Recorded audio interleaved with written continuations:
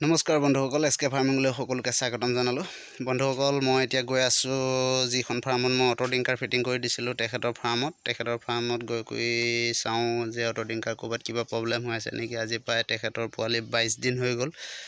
22 দিনত কেনেকুৱা কি হৈছে আমি সকলোখিনি চাই আহিম এপাক। তে আপোনালোককো ভিডিঅ' এটা দেখাম বুলি ভাবিলোঁ। আহক আমাৰ ভিডিঅ'টো চাব সকলোৱে। তে বলকচোন আমি তেখেতৰ ফাৰ্মত কেনেকুৱা বৰ্তমান কি হৈছে আমি সকলোখিনি জনাম। ক'ৰবাত অটো ডিংকাৰ পানী লিক কৰি আছে নেকি তাকো জনাম, কাৰণ পূৰা ভালকৈ ফিটিং কৰি দিছিলোঁ। তে কিবা অসুবিধা হ'বও পাৰে, এবাৰ খবৰটো লৈ আহা। নিজৰ কৰ্তব্য নিজে ফিটিং কৰি দিছোঁ তেতিয়াহ'লে আহক আমি ফাৰ্মখনলৈ যাওঁ। বন্ধুসকল, এই অটো ডিংকাৰ ফিটিং কৰাৰ পিছত মই ফাৰ্মখন চাব আহিছিলোঁ।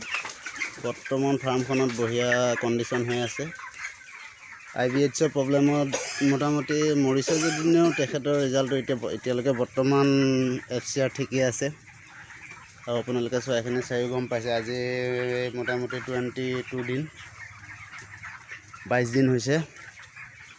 22 দিনত ৱেট মোটামুটি কেজি আহি গ'ল।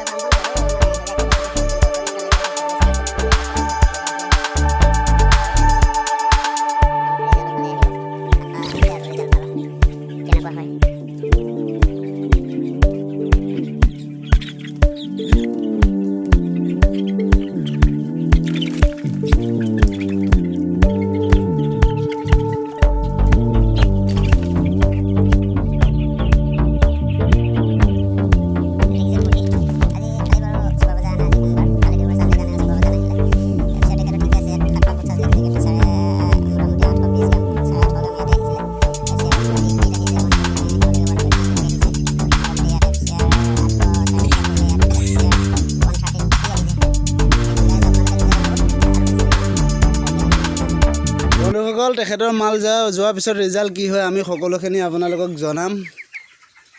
তে আমাৰ ভিডিঅ'টো আজি ইমানতে সামৰণি মাৰিলোঁ। তে ভিডিঅ'টো ভাল লাগিলে লাইক কমেণ্ট শ্বেয়াৰ কৰিব আৰু ছাবস্ক্ৰাইব কৰি দিবলৈ একেবাৰে নাপাহৰিব। তে আজিলৈ বাই বাই।